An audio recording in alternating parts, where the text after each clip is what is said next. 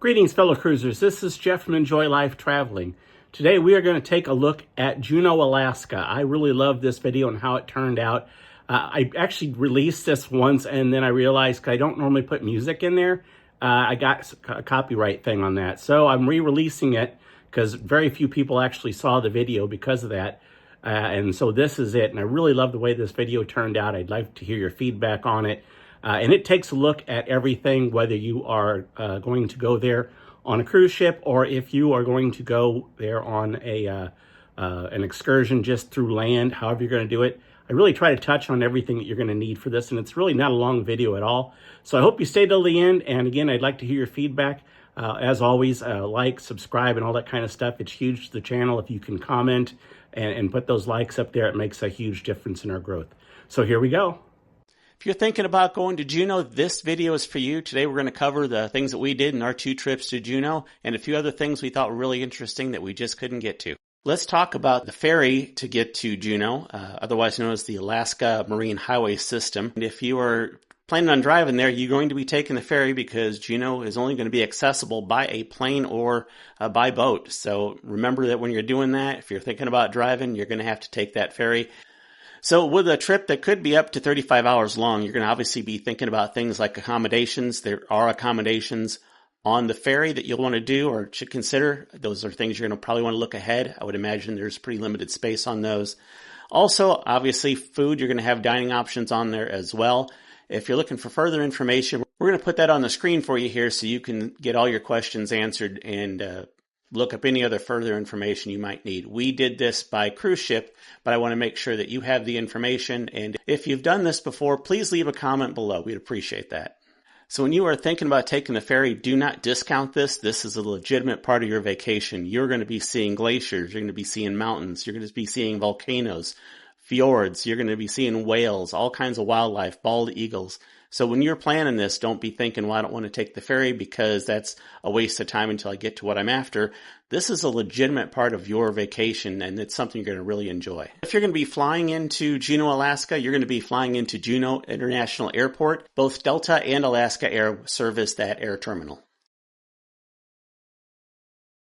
If you're looking to get around, renting a car is definitely an option. You have national companies like Enterprise and Avis, along with a few others.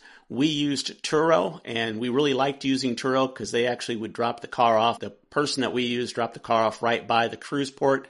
That allowed us to pick it up when we wanted, return it when we wanted, and go to the place that we wanted to go at the time that we wanted to do them. There are limited taxis available and limited buses available, and even more so limited if you're looking for any of the rideshare apps. There's just not a lot of people doing those, so definitely do not count on the rideshares. I'm not saying you can't do them, but you definitely don't want to just assume it's going to be there, particularly if you're going to be in the later hours trying to get back to your ship. There's buses available, and of course, if you're doing an excursion, a lot of times there's going to be transportation that's already figured into that. Make sure you have your plan set for that so you have your proper transportation plan ahead because there's a lot of people traveling to Alaska. As far as the downtown area goes, it's very walkable. It's just something that you can get off the ship, walk up there and enjoy some of the many places that are there to shop and eat. You don't feel like you have to rent a car to enjoy yourself. This is something you can get off the ship or if you're already in town and just be able to enjoy what's right there in the downtown area. So if you're looking for things to do, obviously there's a lot of things to do in Juneau. I'm going to first start by telling you what we did on our trip there. We were there twice. We actually got rained out once, so keep that in mind when you're planning these things, that weather can change your plans. We did, obviously, our priority was to see the Mendenhall Glacier and Nugget Falls. That was absolutely beautiful. I would highly recommend it. This is where I was telling about the car. We rented the Turo car that allowed us to go at our own pace, and I couldn't recommend it enough. From there, we had also got to enjoy Tracy's King Crab Shack. If you're looking for seafood, this is the place to go. It's the best known, and get Alaskan king crab from possibly the best in the world. I would highly recommend going to Tracy's Crab Shack. There are 2 locations. There's one right outside the cruise port, which is easily the most popular, and there's one a little farther down the road that you can go to. It'll be a little less busy, but just as delicious. The other thing that we did was Red Dog Saloon. We went there. We were with some friends on that portion of the trip. We got to enjoy their famous duck fart shots. Some other things you might want to consider doing, particularly if you're renting a car, is the Glacier Highway Scenic Drive. That's something that if you've got a rental car on, you're going to just love the views here. Other things you might want to look at stopping at is the Alaska Brewing Company. Besides the Alaska Brewing Company, Last Chance Mining Museum, Mount Roberts Tramway and Nature Center, Alaska State Museum, Glacier Gardens Rainforest Adventure, and the Macaulay Nature Salmon Hatchery were all things that we were looking at possibly doing. We didn't get to those, unfortunately, because of some of the rain, but they definitely looked like opportunities for us. What you might want to do is go on to the Visitor Center for Juneau. You can get a free visitor's guide there. You can fill out the information if you've got a ways to go, and there'll be more information there to get all your questions answers for things to do in Juneau. A few other places that we were looking at to eat that we found that were recommended up through TripAdvisor were Deckhand Dave's, The Hangar on the Wharf, Twisted Fish Company, Alaskan Grill, Sandpiper Cafe, and Island Pub. If you're looking to get some shopping in, that port area has a lot of shops right along the line there, so while you're thinking about going to your Tracy's Crab Shack and your Red Dog Saloon, right in between those will be plenty of shopping as well.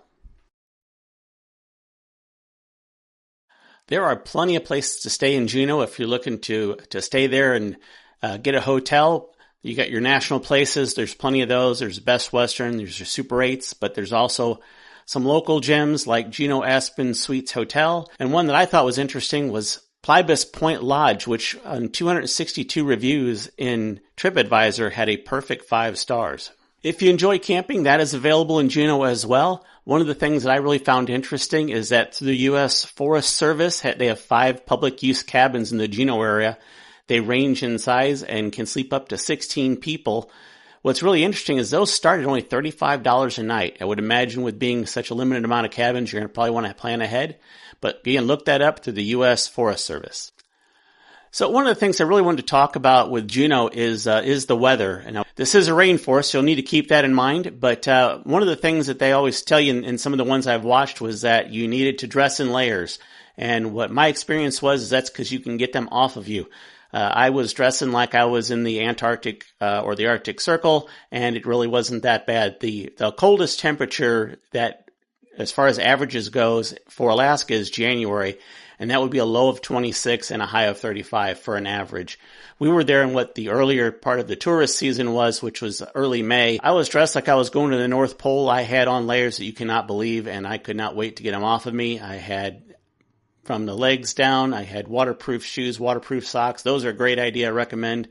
But boy, I had extra pair of pants on and underwear on and shirts on and coats on and hats on, and when it's 45 degrees, I realize that I do that from where I'm at here, and it's not that cold. So you definitely want to dress smart, but don't look at that weather and just assume it's going to be the Arctic Circle there. But know what the weather is. Look that up before you go.